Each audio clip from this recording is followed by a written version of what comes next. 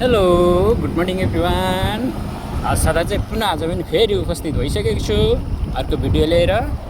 आज नि पुरै मेरो यात्रा भइरहेछ।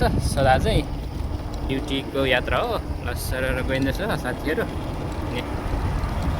बिहान बिहानै के गर्नु, आफ्नै निजी निवासमा भए त देखेर पुरा निन्द्रामा हुन्थ्यो, सपना देखिरहेको हुन्थ्यो। तर के गर्नु, परदेशी जिन्दगी, अर्काको ठाउँमा काम गर्नुपर्छ। गाह्रो छ साथीहरू।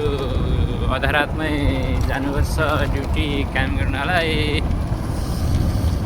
आज चाहिँ चिसो चिसो मौसम नै छ र कसँगले तिर्पाले चिरिप हान्नु पाए चाहिँ आनन्दै हुन्थ्यो, मजै हुन्थ्यो।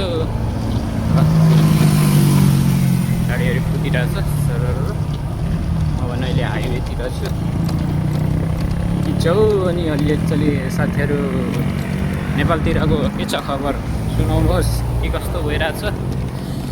मलेसियातिर यस्तै छ साथीहरू। गाह्रो छ पैसा कमाउनु। पैसा भन्नु मात्रै, तर पैसा भन्न जति सजिलो छ पैसा, मेहनत र परिश्रम र कमाउन त्यति नै गाह्रो छ। अर्काको देशमा आएर काम गर्नुपर्छ। त्यस्तै छ साथीहरू। ल आजलाई भने चाहिँ बाबाई भन्न चाहन्छु। फेरि पुनः भरेतिर भेट गरौँ ल अर्को भिडियो लिएर। म एकदम तुफानमा दौडिरहेको छु, एकदम तुफानमा कछुवाको गतिमा रन्किरहेको छु। पुग्न लागिसक्यो साथीहरू। अब चाहिँ पुग्न लागिसक्यो। ल बाबाई साथीहरू।